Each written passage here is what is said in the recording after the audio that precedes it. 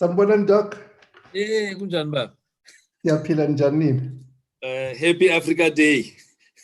Blessings of the African Liberation Day. Yes. You are going to have to tell me about that necklace. I've been asking myself questions about that cross. Okay. Just educate me and some of the people about it. I'm going to ask you about it. No, by all means, let's do that. Yeah. Now we only have about 3 more minutes to go. Okay. So you can do your meditation. Okay. Then we'll start at 6 promptly. Okay. I'll just load my cup. Okay.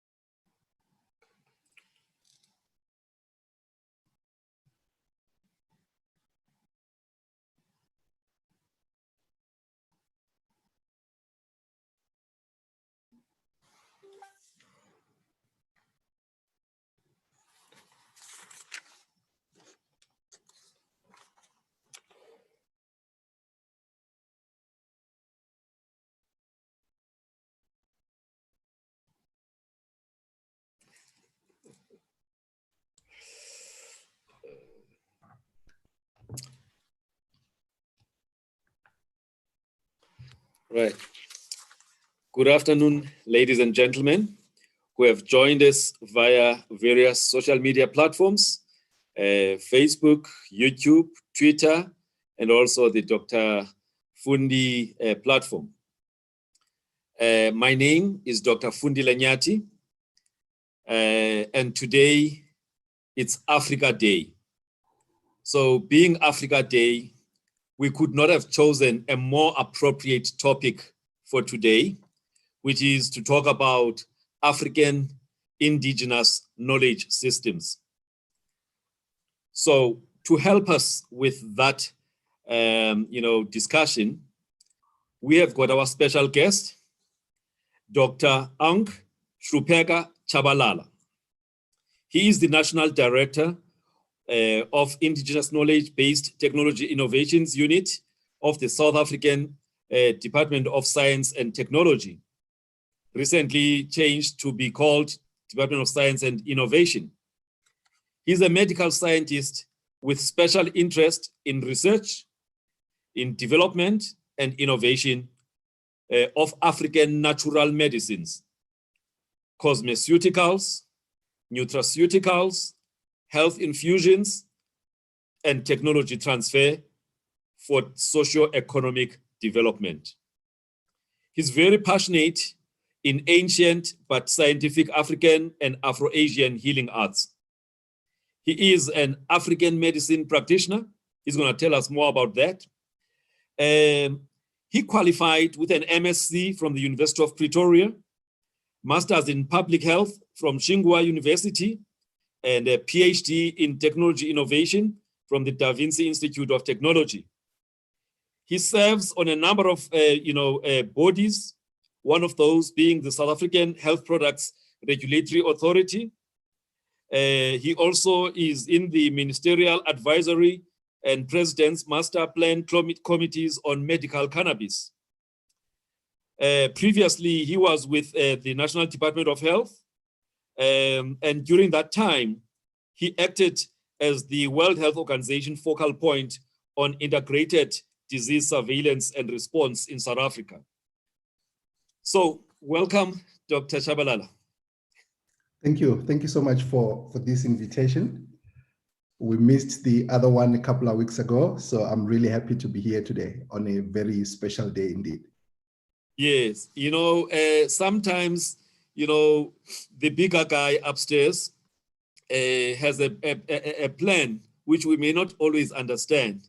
So when you were not available at the 11th hour, I was like, okay, maybe there's a bigger plan here. And that plan is actually you appearing here on Africa Day. Indeed. Now, just to kickstart our discussion, Doc, who is Ankh Tshabalala? Shupeka Tshabalala, who is he? What's your mission here on Earth? And what legacy do you want to leave on this Mother Earth? Yeah, these are really very pertinent questions. And we often think that they are just about one's name or what one does. So if you allow, I think this conversation will straddle between the question that you just asked, what do I view as my mission on Earth, but also the service that I have to offer, whether it's through the Department of Science and Innovation or through other initiatives, especially through my institute, which has been in limbo, the Amen-Ra Institute. Now, in an ancient African tradition, when they ask you such a question, it was going to be a paragraph, right? Yes. Ushabalala is Mshengu, it's Dongalamavu, so it's a whole recitation. Yes. But also it's important for us to also understand that we're not just this, we're not just what you see. When we asked, who are you? We wanted to know the fullness of who this being is, and the essence of which is Ntu. However, I know within the professional settings, we want to know what is it that I do.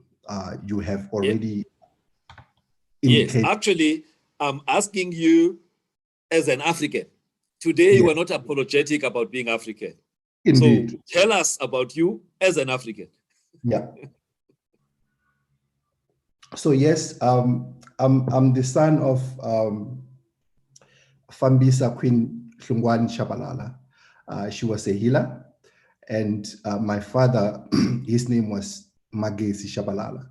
And of course, we come from the Mshengu family.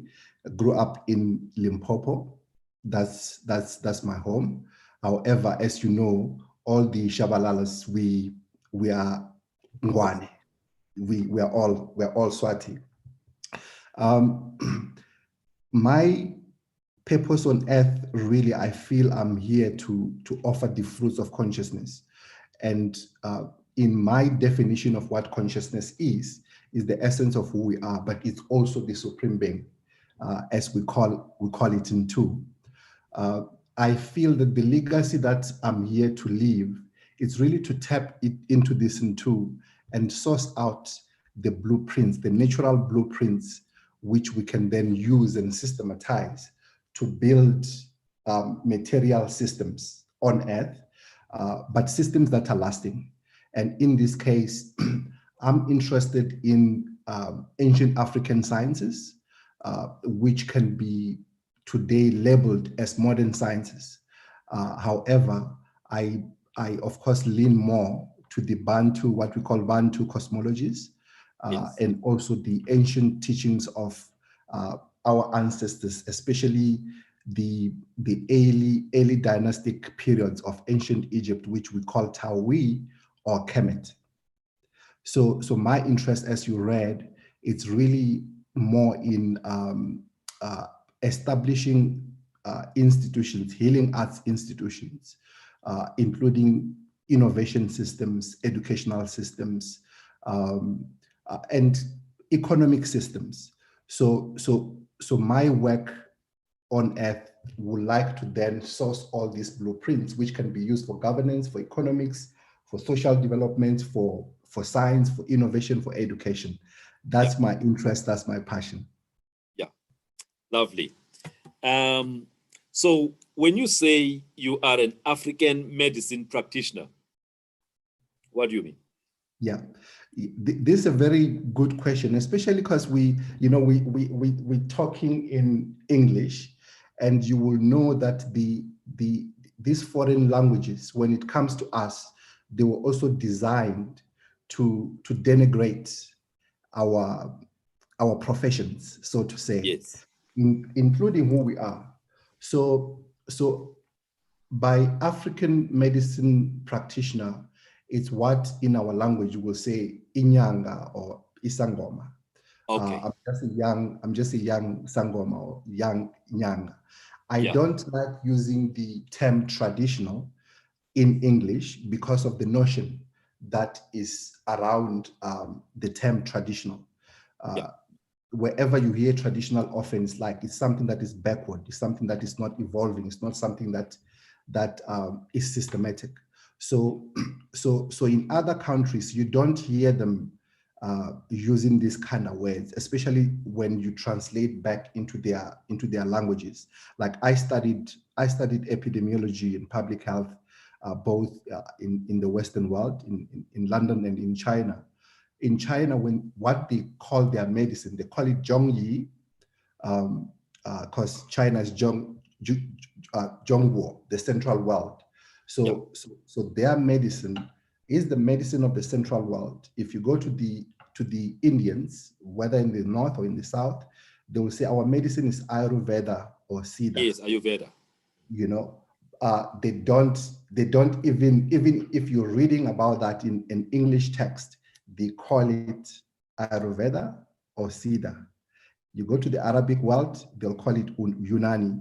But with us, why can't we say it's an African medicine? So that's why I put it like that, an African medicine practitioner, so that even as we language ourselves in foreign languages, it's appropriate and it's not denigrating. Yes. So you said one or both of your parents actually had a gift, a spiritual gift. Now, we're talking here, Inyanga, which is more like herbalist, and then Izangoma, which is the diviners. Yes. Now, the first one is normally passed from a father to the son, usually, or even the mother to the son. The other one, it's a calling. Now, do you have both, or do you, one of them? Yes, it's both. As I said, that I grew up within a family of healers. So from young age, we'll go to the forest especially with my mother's students, Amatwasa. And in the process, you learn, this herb does this. But little did I know that all those things are also in my blood. Even though I recognize this sometimes, some two decades back, when you are on a journey, sometimes like, no, I don't want to be associated with that. But somehow existence pulls you back, helps you make a big U-turn. Wow. All Yeah. right. So today it's African Day. What does it mean to you? You know, as Ankh, what does this day mean to you? Just before we went on air, I actually asked you about that necklace, the cross with almost like a circle thing there. And I thought I was going to ask you, maybe other people benefit as well, because I've heard people saying the cross that is used in Christianity actually in some way was taken from that. But I just want to hear from you. Yeah. Maybe if we start with the Africa Day, some of us who come from the Pan-African school of thought, because of the state in which Africa finds herself in, we still prefer to call it Africa Liberation Day. You remember, it was called that. Yes. So we feel it should still be called that because Africa, in truth, is not yet liberated. We are a perfect example of that. We may say that we have freedom, but COVID has actually revealed that we have got poverty beyond compare. Therefore, we can't even celebrate the day, maybe commemorate those who actually coined it.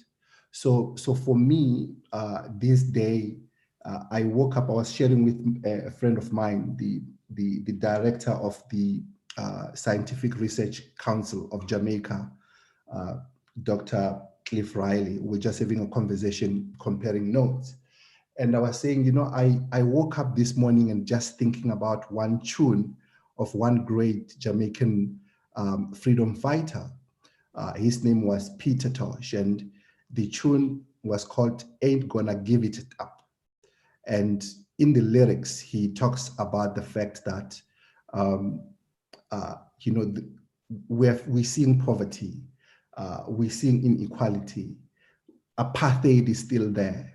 Therefore, we must not give up fighting for what is rightful ours. So this is what the day represents to me. However, I fight through science, I fight through indigenous knowledge systems, I fight through being systematic and scientific. I fight through making sure that the knowledge that we produce is plowed back to the wisdom keepers in the villages, in the townships, that they are the ones that must actually reap the fruits of this work that we're doing. As you know, that South Africa had a lot of biopiracy and misappropriation of intellectual property. We'll talk about that. Yes. Now, coming to this symbol, it's a symbol. It's called an ankh, or some people will say an ankh.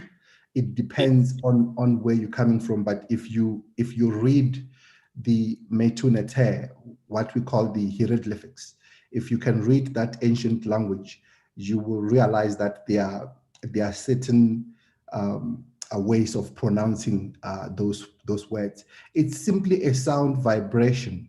It represents a sound vibration which Ntu, or the supreme being, which we call Nebecher or Neter, makes as it comes into existence. It's a symbol of life from the pre-time part of existence within the cosmos, within the universe. As it comes into existence, the sound that it makes is Ankh, which means life. So your name then comes from there.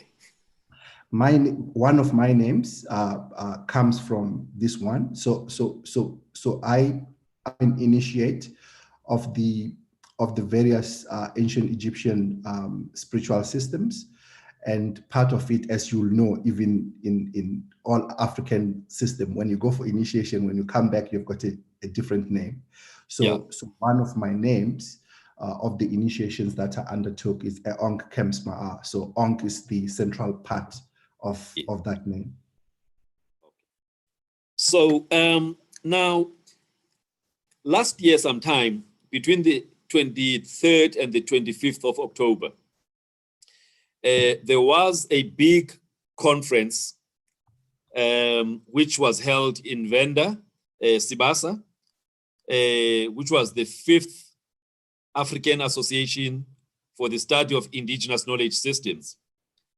And you were a keynote speaker there.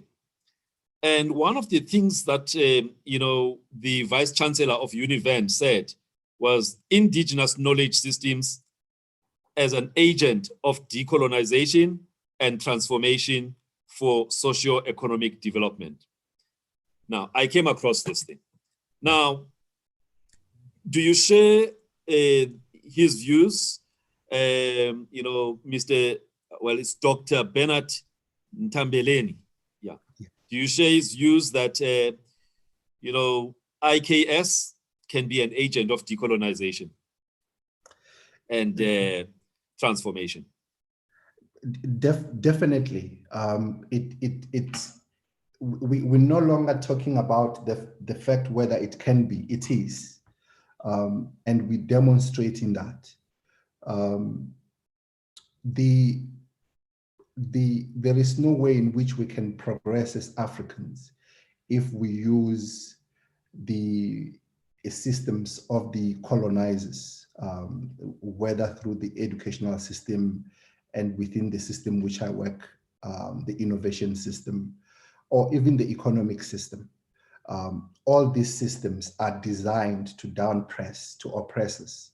So what is it that we know that we used as Africans throughout the continent, including other Africans in other parts of the world? Because we're not only in Africa. You go to South India, you find people darker than me with nappy hair, more nappier than mine. You go all the way to the Oriental world, you go to South America, and these people were there even before slavery. So yes, I share the same sentiment that indigenous knowledge systems carries all these blueprints that I was talking about earlier, that within the indigenous knowledge systems are these natural blueprints which are inherently designed by existence itself to serve us or for us to use for our progress. So yes, we can use it for decolonization, and we can use it for building sustainable economic systems, but also for creating thriving societies. Now, just before we go deeper into the topic, Doc, for the uninitiated, when we talk IKS,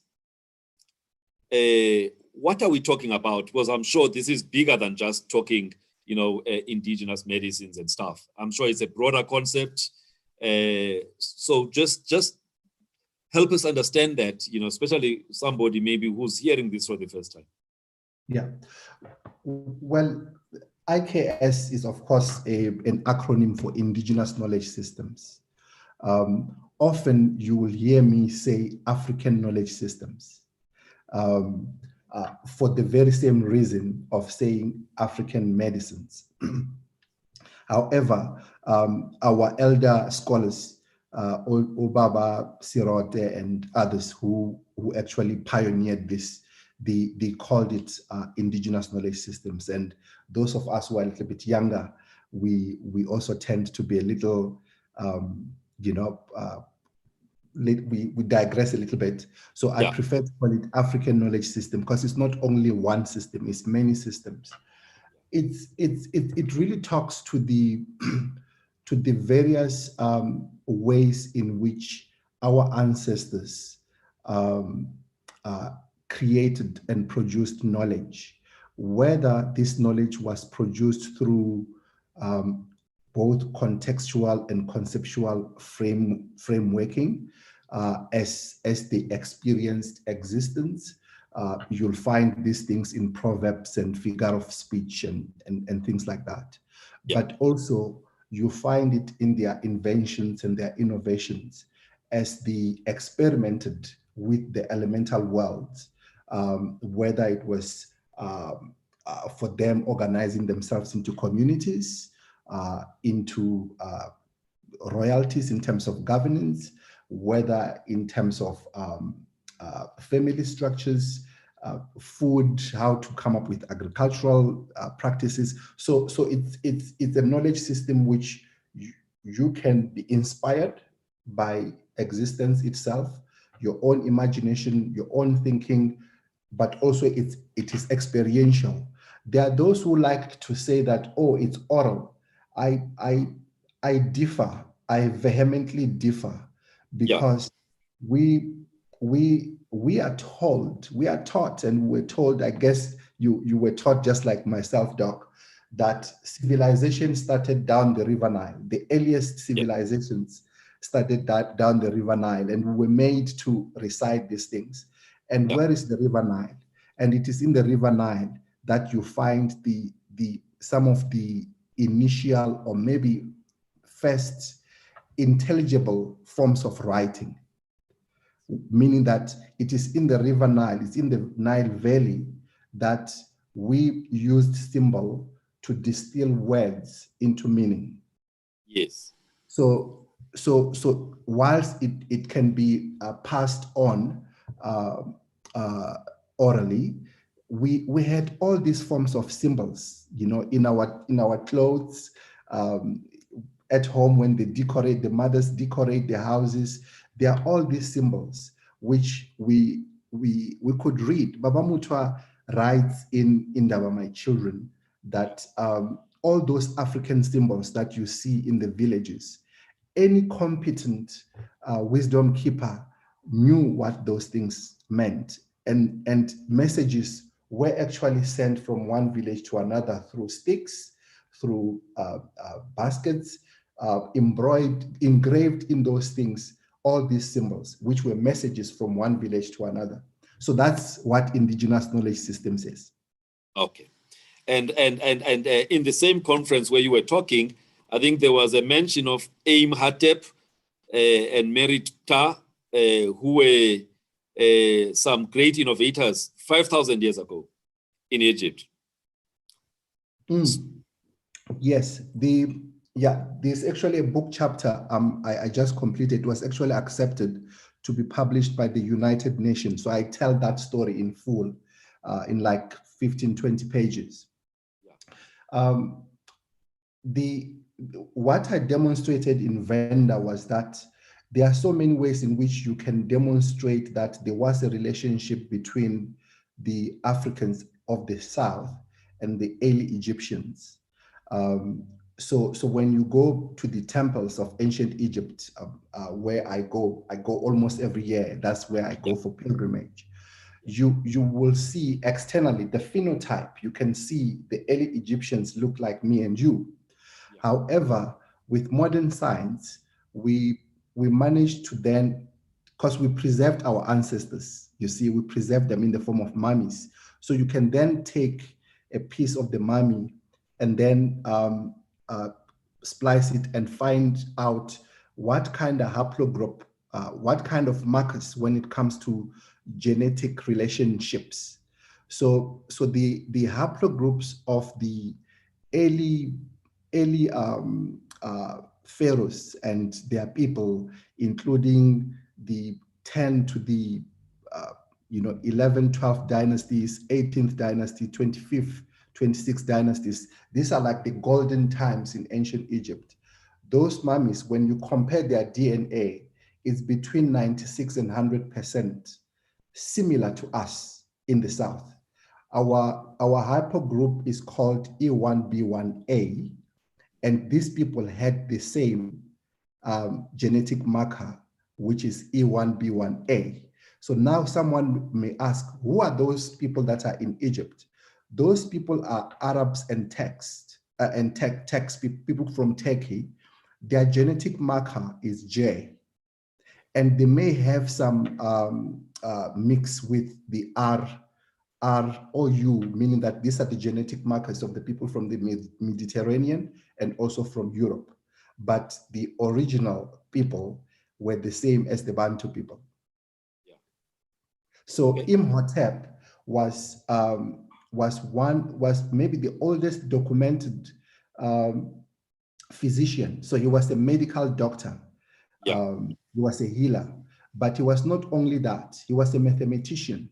He's the one that built the first step pyramid of Egypt, out of which the other pyramids were built. He was an astronomer, and astronomy, as you know, even in this country, is very, very important. I mean, we're doing the SKA. It's like the big, maybe the most expensive project we have ever run. So he was of the Royal Astronomy. Even today, the English will still use things like Royal Astronomy Journal Society. All those things come from what we put in ancient Egypt. But there were others. There was Hesira. There were many doctors. Pepi II, one of the kings of the last king of the 5th dynasty, he was also a physician. He was a doctor, medical doctor. But there were ladies as well, like Merit Ptah Peseret. These were even the chief physicians. They were like in hospitals, the chief of the medical staff. And they were also gynecologists. And they've written, their papyri locked in museums in Europe, in the British Museum. Some are in Berlin, some are in the Metropolitan Museum in New York, in Chicago. I've seen these things by my own eyes. And because I've studied the Meduna Terre, at least you can ask for these things, then they send you copies. Then you can read what is it that we were putting down. And it is from this inspiration that I say our ancestors were scientific and systematic. They were not superstitious. They were not into mumbo jumbos. All these things are the things that Egyptologists like Breasted, Flinder Petrie, they went all out to tarnish. Basically, they wanted to steal that part of the world and locate it in Europe and later in the Middle East. And in the process, then tarnish the practices as demoniac. Yes. Now, with what you just shared about, those scientists who came up, in the River Nile area, you've got both Timbuktu and the manuscripts there that our former president was trying to ensure that they are preserved. We've got the Zimbabwe ruins. We've got Mapungubwe. What's the connection there? Yes, indeed. There is a connection. I mentioned that Imhotep was an astronomer. Our ancestors didn't just build civilization willy-nilly. They didn't just build everywhere. They understand the science of the universe. They understand that we have a connection with the stars. So they studied stars, and wherever they would build a city was what you may call a vortex, maybe a cross section of the longitude and the latitude. So the planet has all these energetic grids. So they will build important civilization in those areas. So some of the civilizations like Songhai, Benin, Timbuktu, Mali, down Munamutapa, Kerma, Meroe, these are some of the civilizations that emerged after the fall of Kemet. What happened is that, of course, some of them were parallel, but they were not as advanced as Kemet. However, when Kemet fell, the last blow came from the Arabs. So Kemet had a wave of invasions after 4 or 5,000 years of little bit interrupted. There's no kingdom that lasted as long as Kemet. But then there were what we call the Hekakasut. These are the people that came from Arabia and Turkey. In the Bible, they are called the Hittites. Yes. Those were followed by the Greeks, followed by the Romans, and then finally by the Arabs. And out of that, then our ancestors then started to spread, taking those civilizations with them. Hence, in all these centers, you will find certain things that are related to the Nile Valley civilization. But also, I must warn that things didn't start in Kemet. It is these people who went to Kemet So when the civilization fell, they were just coming back home. It's like me and you coming to the city, and then when the city falls, we go back home. Yeah. Okay. Yeah. So, Doc, last week on Friday, I attended a virtual webinar. Obviously, webinar is virtual, which was hosted by the University of KwaZulu-Natal, yes. The humanities side. Now, I was very impressed with the discussions therein. Yes. But there's something that bothered me, though, that there was a discussion about whether there is a need for, I'll call them African indigenous knowledge to actually be put through science. Because others were saying these things have worked for thousands of years or hundreds of years, and we know that they work. Why should we seek validation by adopting science, which is mainly Western and all of that? So I came out of that webinar a bit, disturbed, because I felt that we should be, actually advancing what we already have. And science is one of those tools. So I just want to hear your thoughts before we now focus on, the real topic of the day. Yeah. I think it's important, as I said, it's important for us to free ourselves from the conception that our ancestors were not scientific. There is a whole papyrus. It's called the Rhind Mathematical Papyrus. And this papyrus talks about what is called Tep Chesep. Tep Chesep means the correct methodology. And the writer of the papyrus is called Amesh. He was actually just copying it into a fresh papyrus, and it is said that this papyrus is as old as Imhotep, whereby they then explain the correct methodologies. So when you look into the various steps of these correct methodologies, it's what we today we call the scientific methods. So we shouldn't shy away and say that science is Western. We are the first scientists. There's no way in which we could build those civilizations and discover. There are so many books, like this book. It's called the Ebers Papyrus, but it's the papyrus which explains the herbs and what our ancestors did as they were experimenting. So it's important for us to do science, to investigate, because science simply means that we investigate.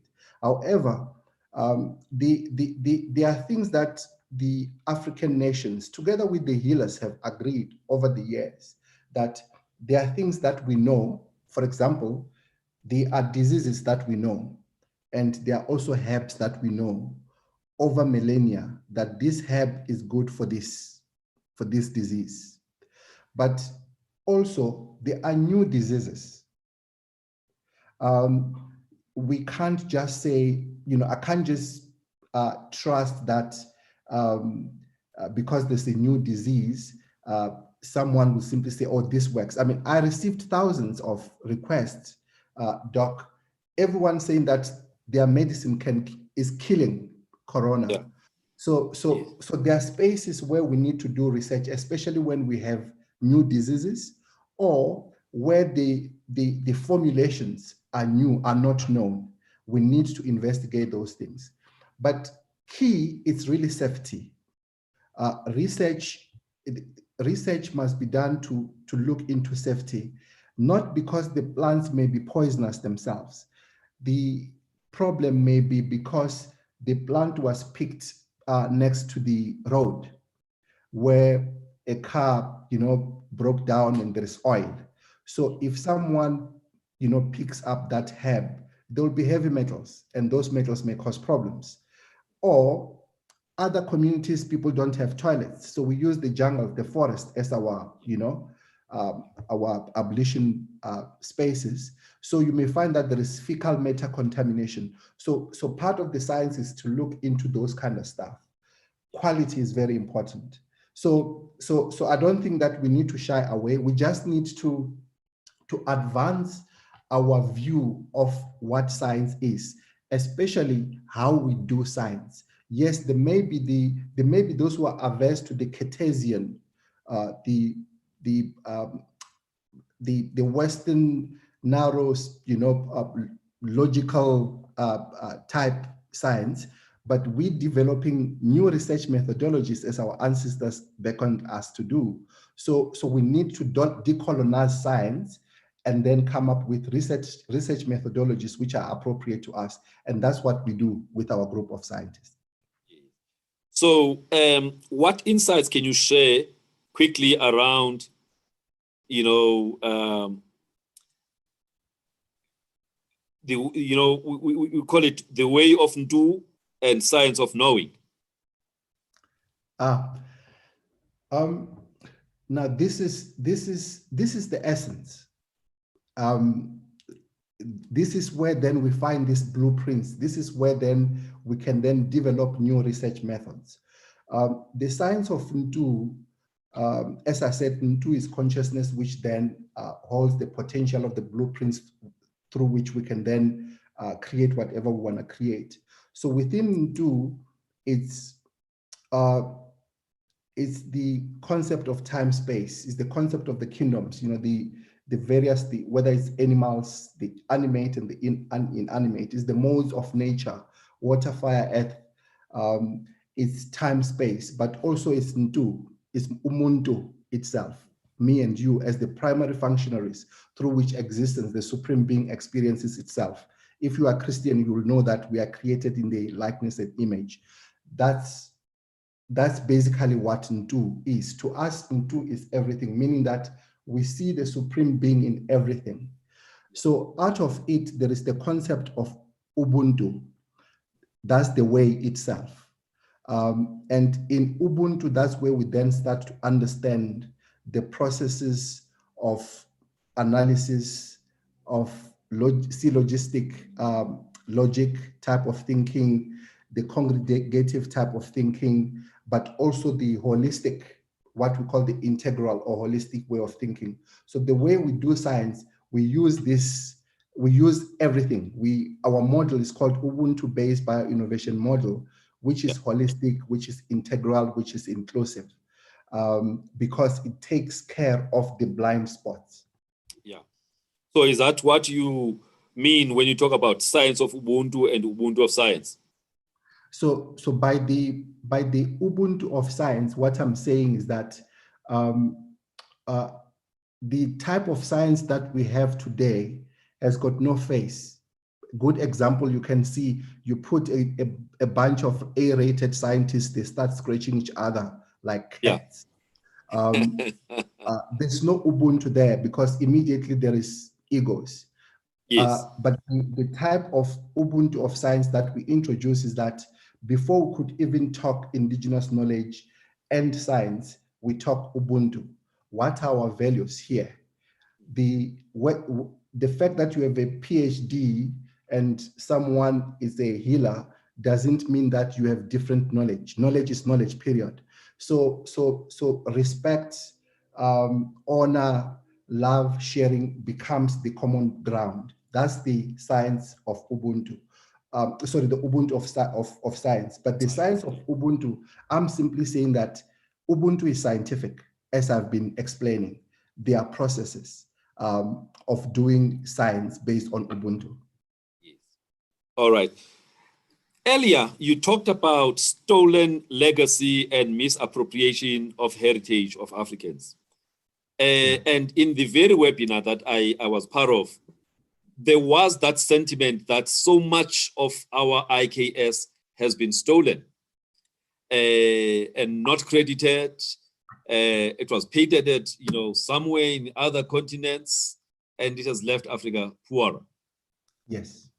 The stories are endless. We can start with gold and platinum, and then move to all those royal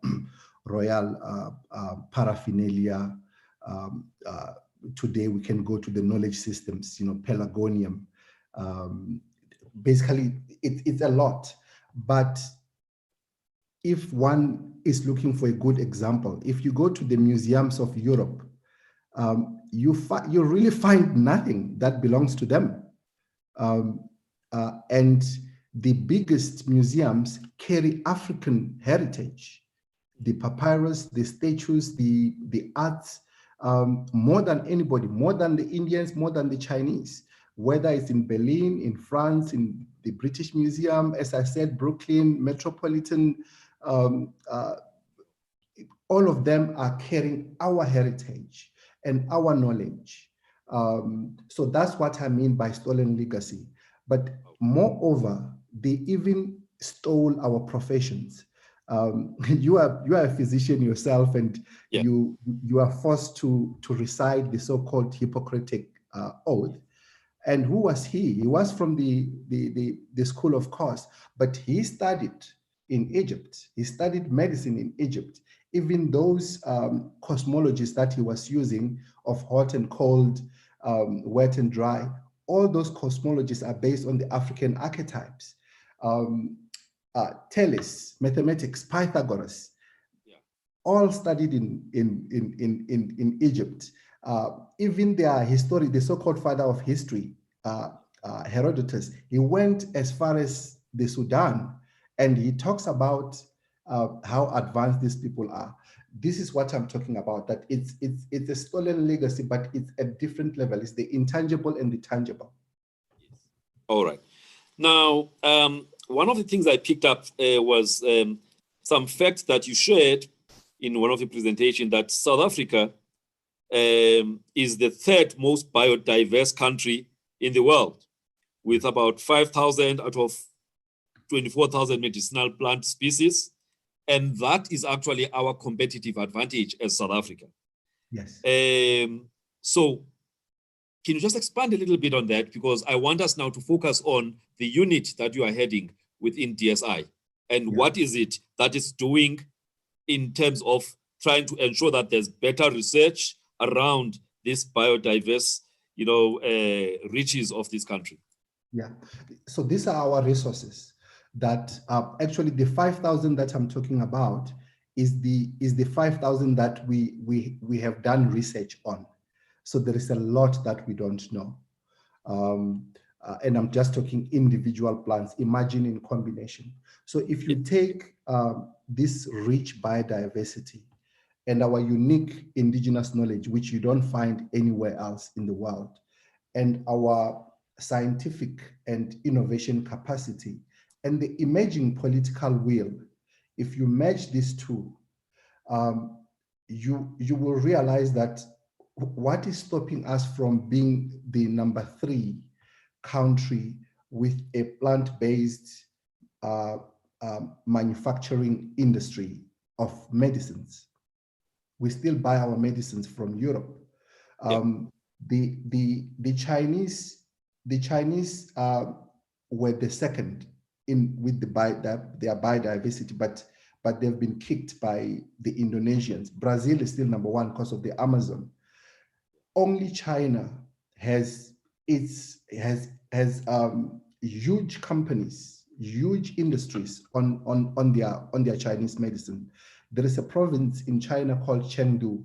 Basically, you can drive for 3 hours, and it's just farms and farms and farms of their medicines and pre-processing facilities. And then when you go closer to the cities, you find these huge manufacturing industries where they then package their medicines. So they are not schizophrenic about it. Whereas we are number 3 in the world, and ours is still outlawed. It's a travesty. So I think if we then use these pillars that are defined, we can then manage to, for example, build district and regional manufacturing facilities where our healers can go and process these things, and will shut everyone who says, oh, these things are not of good quality, they are poisonous and stuff like that. Because we would have created spaces where they can clean these things, cut, grind, and package them properly. We can build spaces where, like the multi-markets, our cities, our metropolitan or our mayors even fail to just put a huge shed. Everyone has their beautiful cubicle with some water where they can store these things. I don't understand why we can't do simple things like that.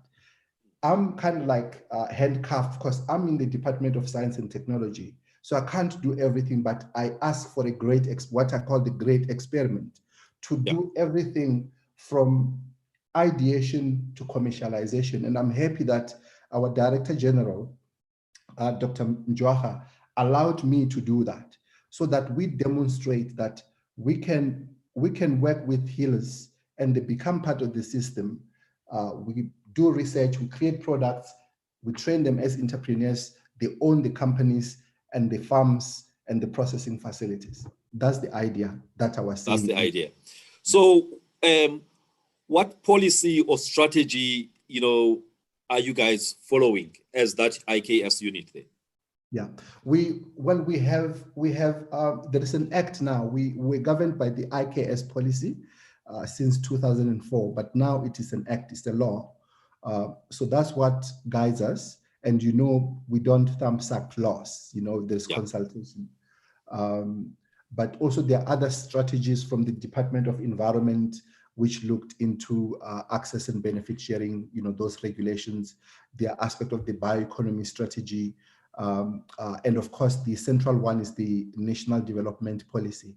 And now we link this to the African Union Strategies 2063. So these are the policies and the principles that guide us. So how long has that unit been in existence? The unit was part of what was then called the National Indigenous Knowledge Systems Office, NICSO, which was established in 2006. In it were 3 units. There was a unit on policy and advocacy. There was a unit on knowledge management for documentation of this knowledge. So we're building this huge system which has videos and everything, whether pictures or papers. So we're documenting our knowledge so that no one can steal it, with like stringent security, but linked to the owners of the knowledge. Then there was my unit, which was then called knowledge development. By then, we were only doing research. You do research and then you have research results and that's it. That's when I said, no, this doesn't make sense. Why should we do research and then we stop? No one takes the fruits of this research forward. That's when we then transformed into the technology innovation unit, because we wanted to look into the entire value chain. So the transformation happened around 2012 from knowledge development to indigenous knowledge-based technology innovation. So broadly, what kind of things are you looking at there? IK-based bio-innovation program, but what, just at a high level, the stuff that you are looking at? Yeah, at high level, as I said, the whole Ubuntu-based bio-innovation thing. So the most important thing is that we establish systems based on indigenous knowledge systems. So the systems, if you have systems, it's almost like you have a blueprint, you have a foundation upon which you can build various things. So what we do is that we use indigenous knowledge systems as the source of knowledge. So if there's no indigenous knowledge system, we don't touch. So it's not like we do biochemistry. Doing biochemistry on a plant is not indigenous knowledge or stuff like that. We then do what we call integral research and development, meaning that whatever we do is holistic. Our research methods are integral, are holistic. Then we do inclusive innovation. If Gogo Banbani created her medicine like this, we do it exactly how they want it, but it's more in a controlled manner, in the lab and everything. But the knowledge and the how, it's according to indigenous knowledge systems. We then, after that, then we do what we call local technology transfer. With local technology transfer, it means that because the knowledge came from Mkhulu Nyati, the products and everything needs to go back to the Nyati family. But we often encourage that Nyati creates jobs. So we'll say, Nyati, do you have land? If not, then we speak to the local king or the municipality. They give you land, you can grow your herbs, and then you can manufacture them, and you can then heal your people, one, whilst creating jobs at the same time. But also you would have, if you are a healer, you would have been moved from just being a healer who just prescribed to the patient. Now you are a business person as well. So this is what we call conscious commercialization. So we help them, we train them in entrepreneurship as well. Yeah. So I saw that there's like a 12-year journey of that unit. What would you say are the outputs that you can showcase at this point? Obviously, still a journey. The journey is still continuing, but to just show that you guys are actually, on the ball. Yeah. So maybe let me say the current unit really is 8 years old, but if we add the other units, it was just knowledge production. Yes. But I'm proud to say that through this unit, we have now over 55 small medium enterprises stroke cooperatives that were born out of this initiative, meaning that people who were poor, knowledge holders, now they are the owners of means of production from Limpopo all the way to the Western Cape. We have over 100 different types of products which are commercialized at different levels in different forms. So basically, we're creating jobs. I mean, I don't know, maybe per year, these 54 organizations, and these are just small, medium enterprises, and we're just experimenting. So what we do is that the idea is then to graduate them to the Department of Trade and Industry or small business development, whose mandate is really to do business. Then they can upscale. So we're creating jobs, we're creating products, but also as a research organization, we produce knowledge. One of our scientists received the Order of Mapungubwe. We produce over maybe 50 PhDs and master's students every year, because this army is the whole program, the whole consortia. It's maybe over 120 scientists, wisdom keepers, small medium enterprises, and different government departments. So we write papers. We have over 12 commercial patents, European, American, Korea. The areas that we focus on, of course, is medicines, and you read earlier on, we look into nutraceuticals and functional foods, and of course, indigenous foods in general. We look at health and beauty, what we call cosmeceuticals. So these are food and cosmetics, but they are medicines at the same time. Then health infusions, like I'm drinking some health infusions here. These are not teas that we drink because it's tea time.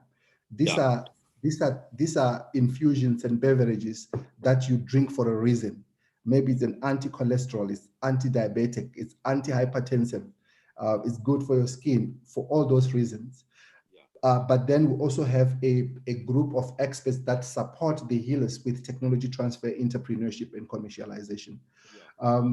So we have more than 30 pieces of land from municipalities. So we appropriate land without compensation, in truth. But we get this land from the municipalities and from the tribal authorities, and we systematically and really in a progressive manner then use this land where we then grow these herbs, because harvesting from the wild is not sustainable. But also, if you need a quality medicine, you need to standardize your product from the plant to the final product, especially for those entrepreneurs that have started now exporting their products. If you want to export to Germany, to Switzerland, they want your products to be of a certain standard.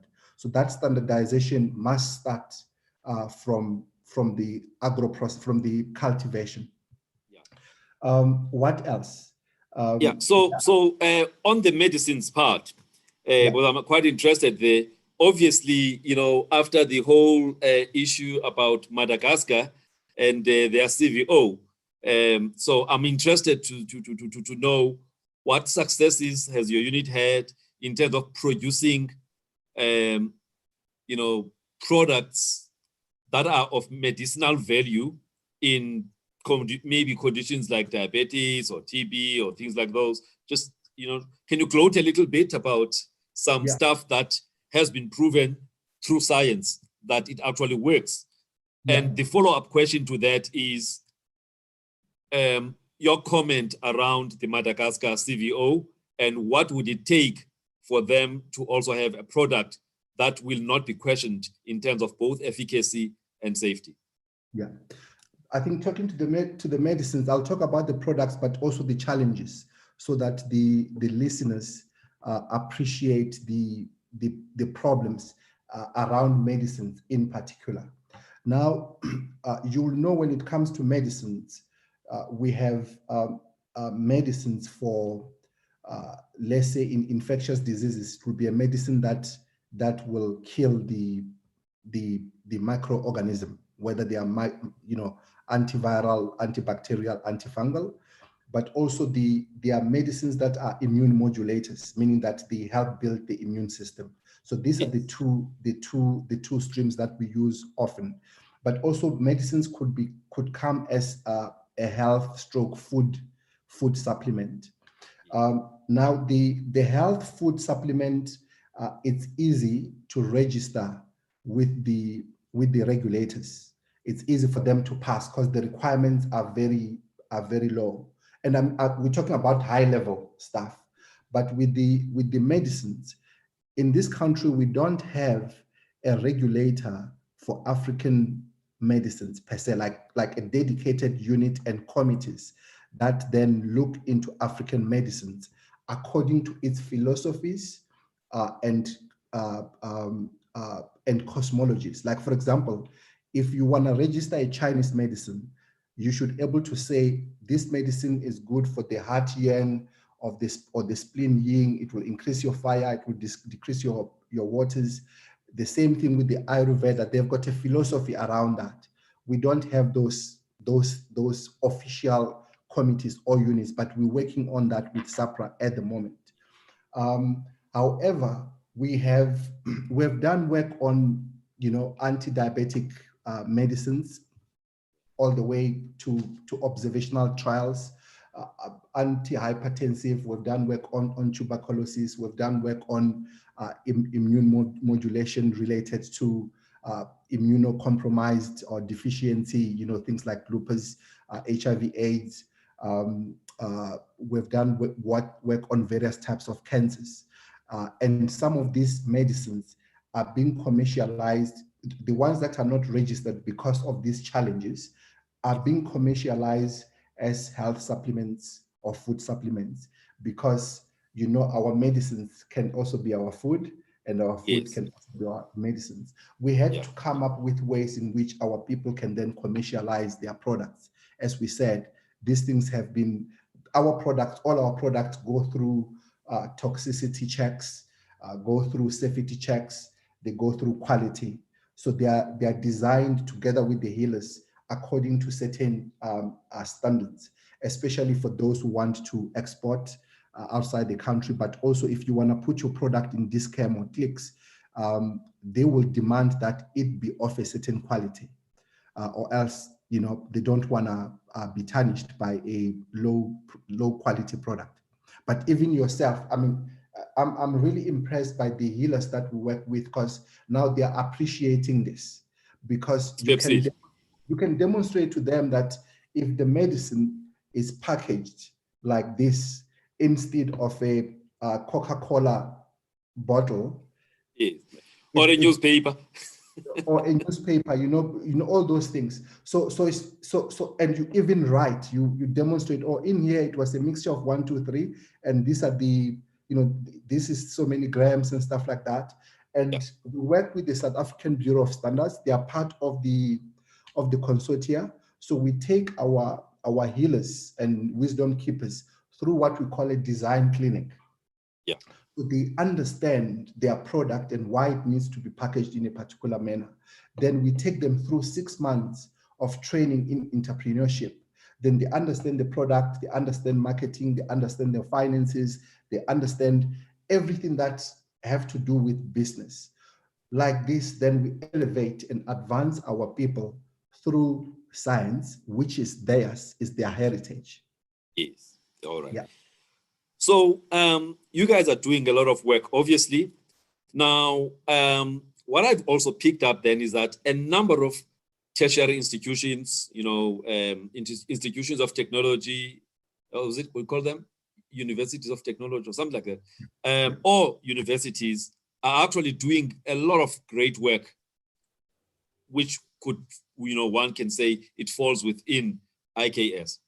Yeah. Now, what I want to find out is how much collaboration is there between your unit and the work that is done by places like, UFS, Free State, UKZN, VUT, and places like those. Yeah. And Pretoria, yeah. Yeah, as I mentioned, that we have what we call the Indigenous Knowledge-Based Bio-Innovation Program, or consortium. So this consortium has various universities, all the way from the University of Venda through Limpopo, here, Pretoria, TUT, the science councils, your Agricultural Research Council, the Council for Scientific and Industrial Research, our Technology Innovation Agency, and then you go all the way to the Free State, VUT, it's still in Gauteng, but UFS, KZN, Zululand, WUSU. So the majority of our universities are part of the consortia. Yes, we still have challenges in this country, as you know, that we are a very polarized nation. There are some universities that have been misappropriating indigenous knowledge, and they want to continue with that legacy of stealing without beneficiation. So they don't want to come into the consortia, because the principles of the consortia are Ubuntu-based, is that there is transparency, there is access, there is benefit sharing. So a few of them still do whatever they want to do in the corner. However, they can't escape the law, because when the time for commercialization comes, they are forced to then identify the owners of the knowledge. We do it upfront. From the onset, we say we want to work with this hub. We find out who are the owners of the knowledge, or the Nyatis or Nyati village has this knowledge. Then we work with that village, we work with that family from day one. Whereas some of our universities that want to set themselves apart, they break the laws, especially now that we have an act. So this is how we work. So in the consortium is universities, science councils, is then wisdom keepers, whether it's healers or any other people with wisdom. Then it's various government departments, whether from the municipality or from the provincial offices, and in certain cases, the tribal offices, the tribal authorities are also part of the consortium. As I said, so, it's a whole army. Yes, no, definitely. So the issues of mistrust, you guys have been able to then overcome those by being inclusive and transparent from the beginning. Yes, the consortium agreement, it's a thick book of rules, and we didn't create them. When I started this job, to tell you a small anecdote, there was a fund which used to go to NRF, the National Research Foundation. So the first year I came in the middle of the year. So the first year I went and sat in the committee, which was dishing out the money at the NRF. And everyone was white, old white men and some few old white ladies. And they were basically giving money to themselves. Money would go to Wits, Stellenbosch, UCT. And I was like, this can't continue. So I killed the fund straight up. And we took a good 2 years without funding that program at the NRF. Scouting, moving from one province to another, talking to our leaders, our kings and queens, talking to the various knowledge holders, not only the healers, because we've got people who have knowledge of various things, arts, cosmologies, knowledge of the environment, agriculture, all those things. And we ask them, what is it that you want us to do and how do you want us to do this? Then they explained everything, which then resulted in the consortium agreement, which everyone signs when they want to be part of it. And then our sister unit also worked with these various tribal authorities to come with what we call biocultural protocols. Like, for example, when you go to Nyati village, you don't just pounce in and say, here I am. There are protocols that you follow. You go to the royal, someone must introduce you to the royal family. The royal family will introduce you to the tribal authority. So there are all these protocols which we use in our research so that everyone is clear, everything is transparent from the beginning. If there are benefits, we then agree how those benefits are supposed to be shared. And the beauty is that we use a unique model in that from the onset, we say, should there be something nice, immediately we don't want to waste time. Give us the land, let's cultivate, give us the youth, let us train them into entrepreneurship so that they come and work in those companies. Okay, so that's very good. And now when one looks then at the whole issue of beneficiation, what models have you guys come up with to ensure fairness, meaning the knowledge holders being able to benefit from the knowledge that they have, which they obviously share with you guys so that you can advance through research? Yeah, there are various models, but the mainstay for us is that primarily the knowledge belongs to the knowledge holders, and therefore the benefits. So if we start at 100%, 100% of the benefits should accrue to the knowledge holders and their communities. Then if there were like students who contributed in doing the work and then they added value, that's where then there could be some negotiations. If I may give you an example,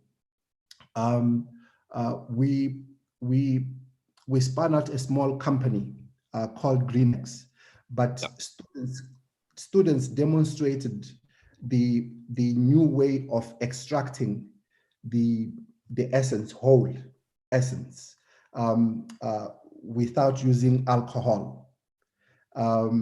Whereas traditionally maybe alcohol was used to extract the knowledge. So because the students contributed in the knowledge of extracting, which was not the knowledge of the knowledge holder, of the healer, for example, then it's fair that there be a conversation between the student and the knowledge holder as to if we commercialize a product, how much will accrue to the students. So there are all these protocols that we put in place. However, the majority of our projects, 100% goes to the knowledge holders. What we do, we are just the enablers. We do research, we improve on the product. If there's no patent, because you can't come up with a patent with everything. All you do is that I've got standard operating procedures for Baba Nyati. Baba Nyati has land. We give him the standard operating procedure. We have trained him as an entrepreneur. We have trained him also in good agricultural practices. We built him a small pilot facility because it's not our responsibility. It's someone else's, it's another government department, or maybe the province. So we give them, we basically give you a manual, a whole manual, so that whoever takes on that healer's work to upscale, they know the principles. So that's the model that we use. We basically make sure that the knowledge holders get everything. The benefit sharing comes in where someone added some unique value, you know, but if it's standard scientific methods, even the scientists don't get anything out of that. Wow. Okay. Oh, so looking at, obviously, we need more researchers, need more scientists. Are you getting more people being interested in this space? Because, yeah. you know, in the previous interview that I had with Prof. Matsabisa, he said that a few years ago, maybe a few decades ago, there was an element of stigma attached to, you know, research in this kind of space. Are you seeing a change in the mindset of students, getting master's students and PhD students, you know, wanting to be in this space? It's an in thing.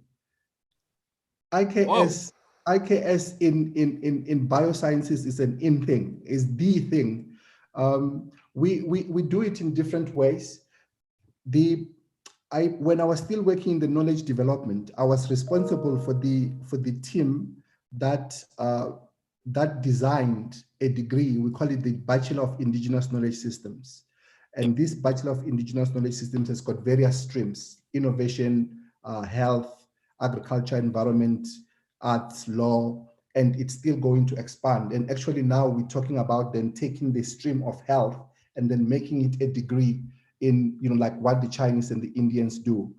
You know, in those countries, you go to university to study the herbs, not ubunyanga, but the science of the herbs for clinical application, so that you come out as a medical doctor, but instead of prescribing penicillin, you prescribe umhlonyani or whatever. Yes. Yeah. So we have a degree, is being taught at Northwest University and University of Venda. I know that Univen, Zululand, UKZN, and WUSU will be coming online. There was a request from VETS when I was still responsible for that. So that's where we get the pipeline from undergraduate. Okay. But then in terms of the postgraduate, the way I do work is that if I fund you, 30% of the funding goes to human capital development. So no one can have any excuse not to have students, because the interfacing, this was part of my PhD work.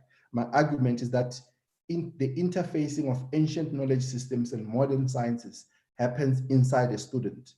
And we do this with young amatwasas as well, because our healers will come with their young twasas who are nurses and doctors and lawyers today, you know. So the interface, whether it's at university or whether it's in the community, happens inside a student. So I put aside funding for human capital development and skills development at community level. So like this, we have the pipeline. So yes, it is an in thing. And not only in Africa, by the way, we are being asked by the United Nations to actually open a United Nations university on African indigenous knowledge systems in particular. Wow. Yeah. And how much interface is there between you guys and the AU? So the AU has NEPAD, and NEPAD has nodes. Like in South Africa, we have one node called the SunBio, Southern African Network of, I think, the biosciences. But actually, the Northwest University is the NEPAD node on indigenous knowledge systems, and there are other nodes. Yes. So we interface with SADC. So we work with the SADC development community. We're helping most countries to come up with the indigenous knowledge systems policies, and of course laws as well. And we also, I personally am involved in the African diaspora, especially the Caribbean. So every year I go and train them in what we do, you know, Jamaica, Trinidad, Tobago, Barbados. And of course, Cuba is our friend, and they would like to maintain their African roots.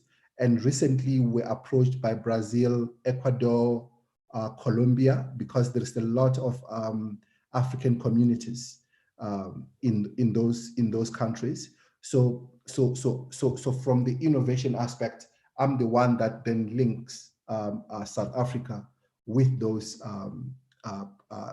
countries. The diaspora. The diaspora. Yeah. We have got a beautiful footprint in most African countries, especially in SADC. But we work with Kenya. We have students from Ghana, from Nigeria. We have some coming from Egypt. The Ethiopians come. We have a lot of Sudanese coming through. So we work with everybody. We encourage also an exchange. So it's not only them coming to South Africa, we also send our own so that they also start to appreciate the vastness of Africa and the beauty of Africa. Because, you know, we're locked, and as you know, South Africans, we don't travel. That's why we can still say, I'm going to Africa. You're going to Africa. As if I'm in a different continent. So part of it is then we're not only doing the science, but we also instill this African pride in our students.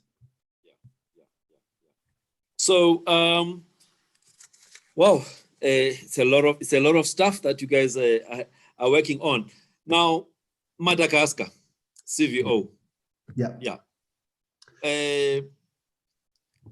What do you think, you know, just your thoughts around their announcement, which was made by their president, President Rejolina, former DJ, at a grouping of the AU, and making claims that it is a cure. And now Africans are a bit upset that WHO did not embrace the cure as claimed by Madagascar. So I just want your thoughts around that. What are your thoughts? Remember, I approached you guys. That was the original reason why I approached your office. And I had to wait for a few days before you guys can be given authority to talk about that. So what are your thoughts around that? I was personally involved in the bilateral between South Africa and Madagascar way back to 2014. We went to have a look at their systems, and we guided them in terms of how they can set up their systems. And the IMRA? Come again? Is that the IMRA? They've got an agency there called IMRA. Yes, they are IMRA, the Malagasy Institute of Applied Research, something like that. We visited them, some universities. We drew up some of the program of actions in terms of how we're going to collaborate, and the main area of collaboration was, of course, indigenous knowledge systems, including aspects of astronomy, because they have beautiful knowledge from indigenous knowledge. Now they came here. We took them through our facilities. They met our healers. We often take some of the people up in the mountain here in the Mahalis, where we have a project on cosmeceuticals and medicines, just for them to see how we work with the healers, and that the technology transfer happens where the knowledge comes from. I think they took that idea to heart, because with the COVID organics, it's an entrepreneurship system as well. However, with the COVID organics, with their products, you might have read that they were advised that they should consult other, the WHO or other countries to help them check if their medicine is up to standard. Yes, they were furious, and yes, African countries were furious that, are we waiting for the West to give us solutions, whereas we have solutions ourselves? So that's the one aspect. The second aspect is that yes, when there are new diseases, you need to do certain work up to clinical research, and these are the agreements that the countries that are signatories to the United Nations or World Health Organization, if you agree to certain protocols, you're not forced. And in this case, the World Health, the African Regional Office is our office, the African office. We as Africans, we drew up protocols for evaluation of African medicines, all the way from good agricultural practices, good laboratory practices, good clinical trials practices, good manufacturing practices. These are the principles that we developed as Africans with the healers, and our presidents then signed those principles. And I think this is what the World Health Organization was asking of Madagascar. Did you follow all these things? Can you share with us so that we also know for sure that you followed those principles? Because as you know, to register a medicine, there will be a dossier. Everyone wants to see what's in that dossier. So there is the political aspect. As South Africa, yes, there was a commitment that we're willing to work with them or to assist them, but that decision is political. Even me as a scientist at the moment, all I can say, everyone, including myself, if a new disease comes up, I would have to use these principles, which we agreed with the healers as well, that we need to use this principle because this thing is new, we don't know it. So I strongly feel that, yes, we shouldn't wait for the West for a solution. We need to come up with our own solutions. Secondly, I strongly feel that some of the medicines that we have are good as nutritional support systems, because prevention is better than cure. So when you take them, your immune system is healthy, so you prevent. So you may be infected, but that thing doesn't progress into an infection, into a disease. Immune modulation. We have got a whole lot of people who have HIV and other stuff, comorbidities. So most of our herbs are immune modulators. So it's important to take these things, and their medicine is also an immune modulator. Yeah. It's their compounds which were found, which are good for immune modulation. So I would say it's a good thing. Yet still, if we need to ascertain certain things when necessary, underlined, bold, italics, let's do that. And finally, if the disease is new, we haven't used the medicine on this disease. Yes, clinical trials are very essential. Everyone knows that around the world. Even healers, even in the villages, they will tell you, oh, it's a new disease. We'll try this and this. We don't know if it will work until they find out whatever works. Now, with COVID, I mean, it's a flu. It gives you flu-like symptoms. So really, to alleviate certain symptoms, anything that can serve in that way, people will use all over the world. Even the World Health Organization says people should exercise whenever they can, because exercise works, isn't it? But we don't hear anyone talking about the importance of prevention is better than cure, beyond hygiene, beyond washing hands and cleaning this. It's very rare to hear someone saying that eat vegetables, eat fruits, drink herbal remedies, because they want to push a certain agenda, that it must be vaccines only. It must be therapeutics coming from the West. What if this thing mutates tomorrow? And it's mutating. Actually, the one that we have is different from what the Chinese have. It's mutating every day. So the chase for vaccine, they're saying that maybe in 18 to 24 months. What should poor people do in this case where we don't have a cure? So people will use whatever they have. So what we say is that, yes, use whatever you have to modulate the immune system, to boost it up, to stay active, to stay healthy here in the body, but then hygiene is very important, whilst we are also working with the healers to find antivirals and also immune modulators and vaccines. So I think it's a bold thing for Madagascar. Yeah. I feel our leaders in general, maybe this is not related to COVID. This is the legacy question, Baba.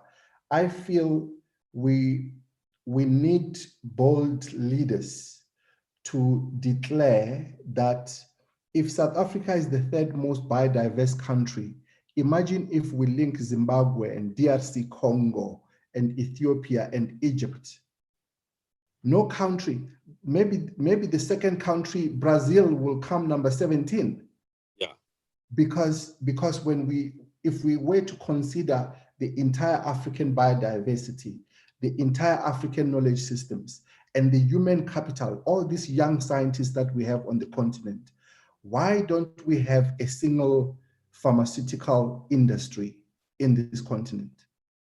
All our manufacturing facilities are low grade. So all I'm saying is that the challenge to even me as a government worker, but also to our leaders, is that we need to be bold and start building our own pharmaceutical industries, whereby we don't have to account to nobody, because through the African Union, through the Africa CDC, we would have established these regulatory bodies run by Africans together with wisdom keepers. And all I'm saying is that these companies that will produce should be co-owned by the healers. This is how you deal away with poverty. We are capable. We have the science, we have the wisdom, we have the biodiversity. COVID is leveling the ground, the playing fields. And I think Madagascar is just provoking the status quo. This is my personal take to it. But were they right to pronounce a cure, though? Now, the are principles when you say cure, there is what is cure? And someone was telling me that even this term cure now is actually patented when it comes to microorganisms, to microbial infections. So we have to define what cure is so that we are on the same plane. So in medical science, even indigenous medical science, there is a definition of what cure is. Cure means that if I had this foreign agent called coronavirus in my body, I take this medicine, I drink it. This medicine kills that virus. This medicine then detoxes that virus. It's off my system. And if someone comes and checks me, they won't find the virus.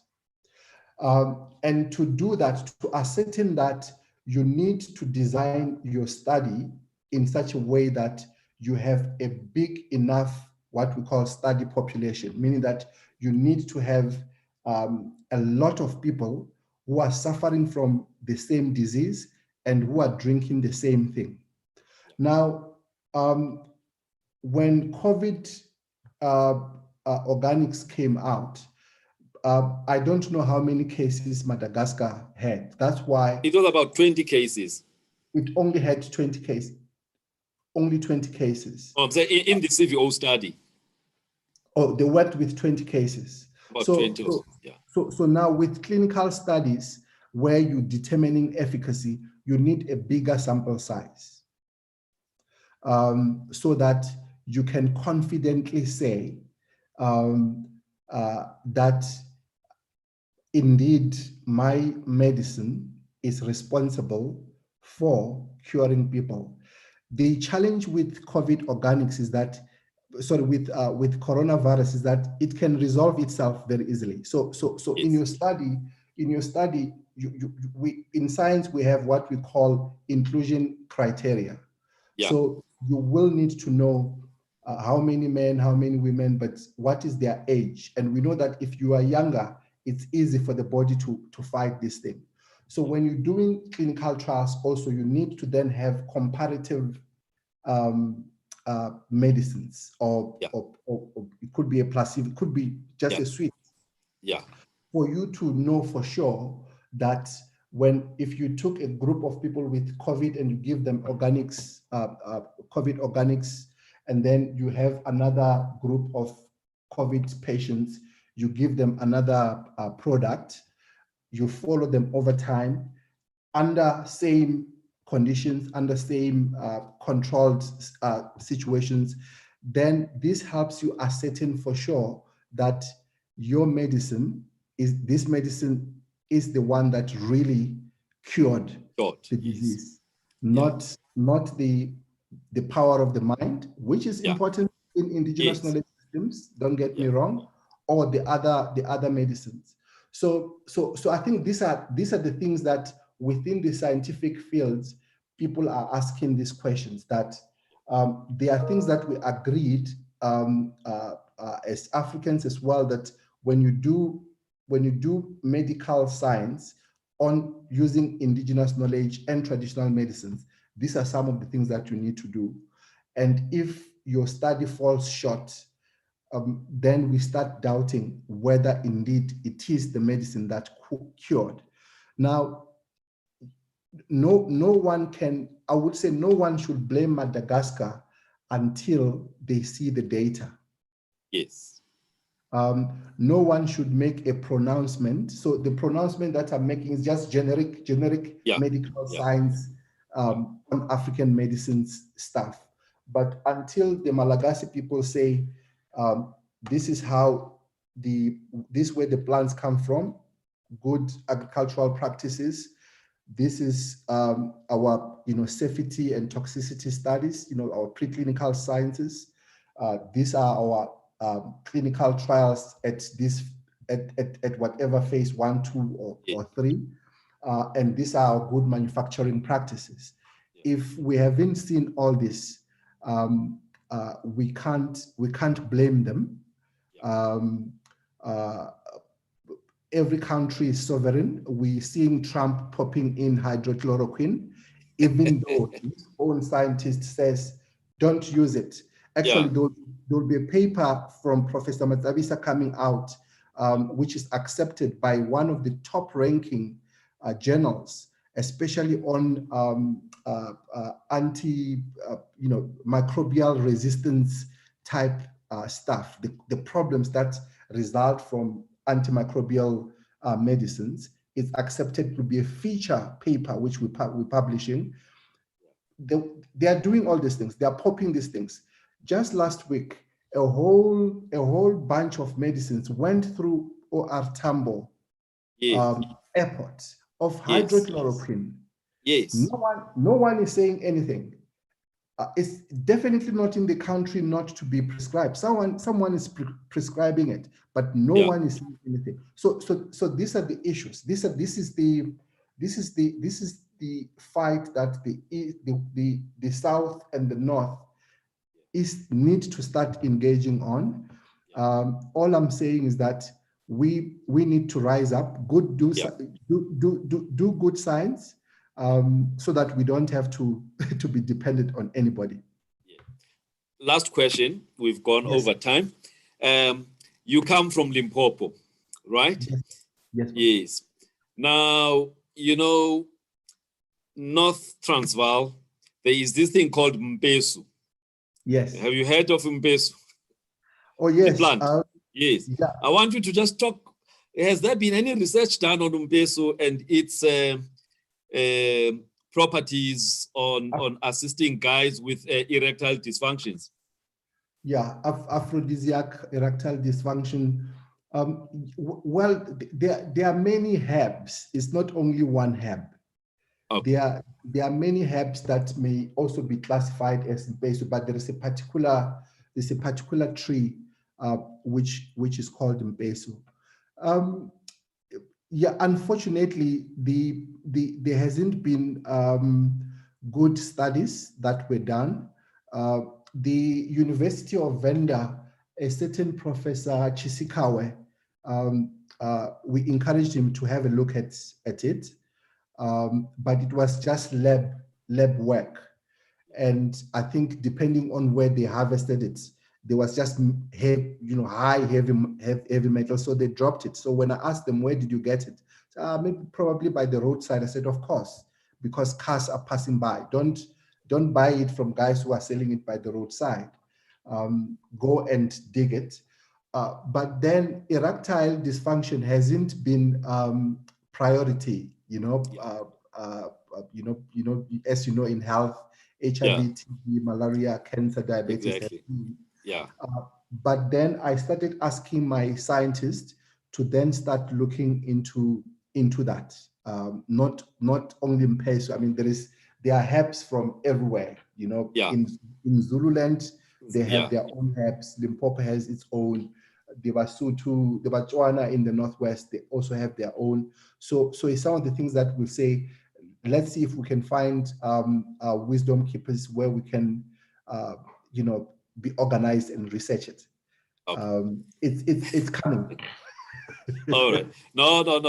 You know what? Because it's such a popular, indigenous herb from the north. Yes. When you've got, ANC conferences, Yes. you get lots of people selling that, in those conferences. And I thought maybe there's already some scientific work that has been done. But anyway, Doc, you have spent about 90 minutes discussing your passion clearly, on IKS. And I'm sure this is not the last time. One day we will talk around medicinal, marijuana, because I know you are involved there. And also Prof. Matsabisa is also involved in that. So in the near future, we'll just talk about medical marijuana just on its own.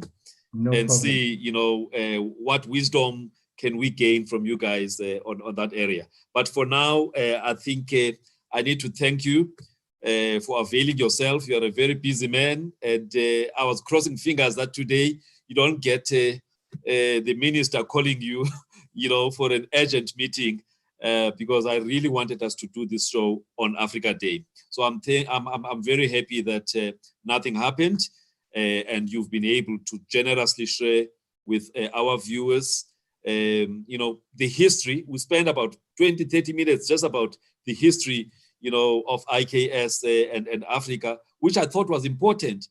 Yes. To understand, have a foundation before we could zoom into the work that you guys are doing as part of the unit that you are leading.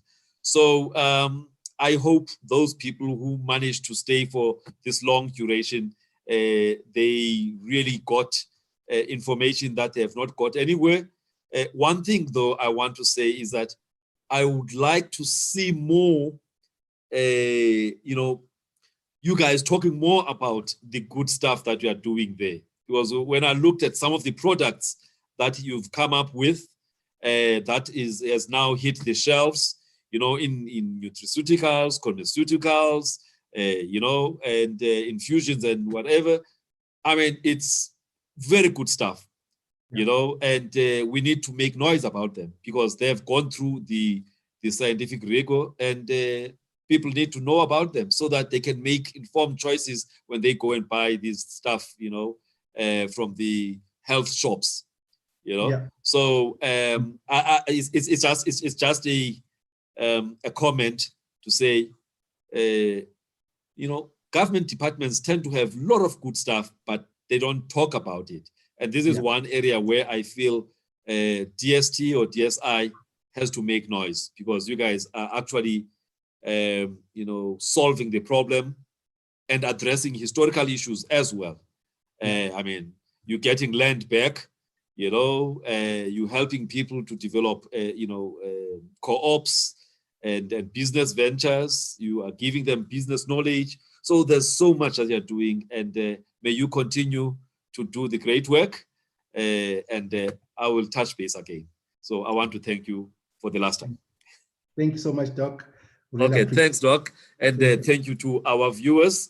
I'm sorry we took much, much longer than we wanted to, but I hope you have been empowered. Till next time, goodbye.